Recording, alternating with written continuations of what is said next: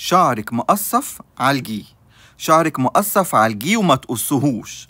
جماعة أنا لما سألت بتعملوا إيه في الشعر المقصف ما لقيتش حد غير 7% بس قال إحنا بنعالج التقصف. والفكرة كلها زمان أيوة كان كله بيقولك أي شعر متقصف ما ينفعش يتعالج والأفضل إن هو يتقص. بس الفكرة دلوقتي إن بقى فيه حاجات كتيرة جدا ممكن نعملها ونعالج التقصف بتاع الشعر ده.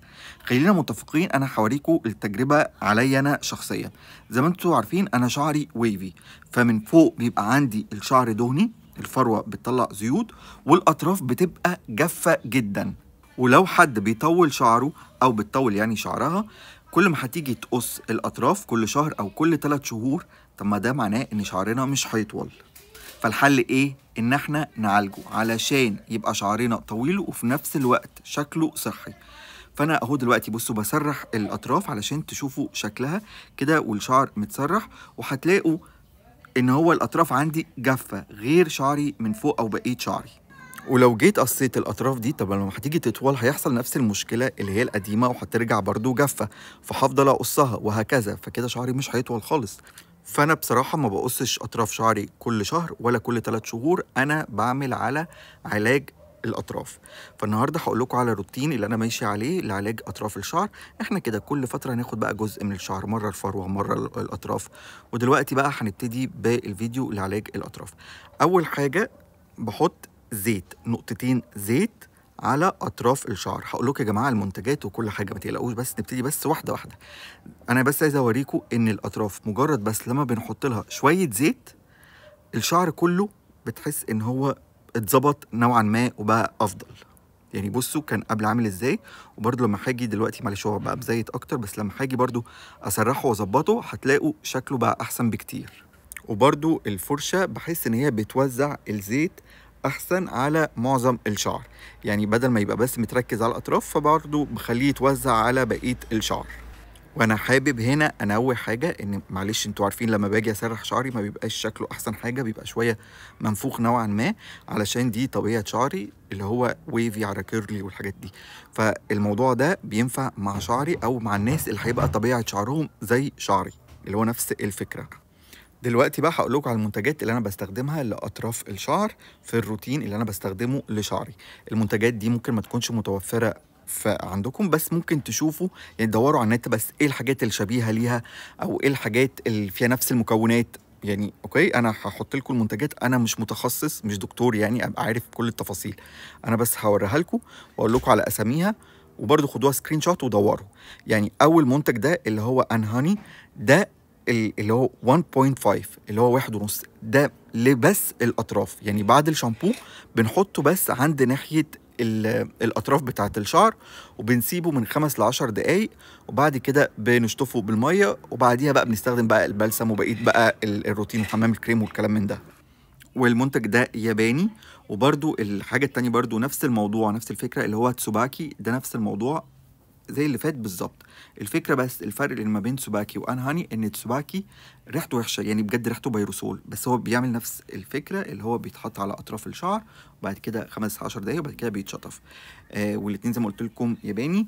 منين بقى تقدروا تجيبوهم انا ما اعرفش، انا بصراحه بجيبهم من اليابان يعني، وبيبعتوا لي على اليونان. وبختار بقى يعني مش بستخدم حاجة معينة فيهم، يعني اللي بلاقيه في وشي وانا بستحمى ساعتها بستخدمهم. هنيجي بقى للمنتجات التانية اللي هي الزيوت بتاعة الشعر. بستخدم كي 18 واولا بلكس اللي هو رقم 7، وبرضو انهاني اللي هو رقم 3. خلاص دول بستخدمهم لما شعري بينشف وقت التسريح، واكيد مش بستخدمهم كلهم مع بعض، يعني كل اللي برضه بلاقيه في وشي وبستخدمه. وفي كمان الزيت ده معلش نسيته، هو زي ما انتم شايفين احنا مش بنستخدمه، احنا بنشربه، اللي هو اسمه جسو برضه بالعسل، هو حلو جدا. يعني زي ما انتم شايفين هو خلصان من كتر ما احنا يعني بنستخدمه، هو بصراحه حلو قوي. الفكره بتاعت الزيوت في ناس ممكن تحطها بعد الشاور، بس انا في وقت بعد الشاور بحط سيرم او ليف ان وبسيبهم، وتاني يوم بستخدم الزيوت على الاطراف. طبعا مش بستخدم الزيوت دي كلها، بختار يعني حاجه منهم وبحطها على اطراف الشعر، وبعد كده ابتدي اسرح الشعر. هنيجي بقى للكينج اللي بيعالج التقصف وبيعالج مشاكل كتير جدا ليها علاقه بالشعر. بصوا اللي هو كي 18 الليف ان والزيت. كي 18 ده المفروض بيعالج الشعر المتدمر، اللي عامل حادثه، اللي واحده ضربت شعرها اكسجين اصفر مثلا، فتحت شعرها، متبهدل، يعني فاهم الفكره. انا بستخدمه مره او مرتين كده كل شهر مثلا او كل فين وفين، وبرضه بستخدمه بس على الاطراف. وعايز اقول لكم هو بصراحه بيعمل سحر وبيعالج جدا الاطراف بتاعه الشعر. مشكلته ان هو سعره غالي، بس بصراحة لا يستاهل كل يعني يستاهل الفلوس دي.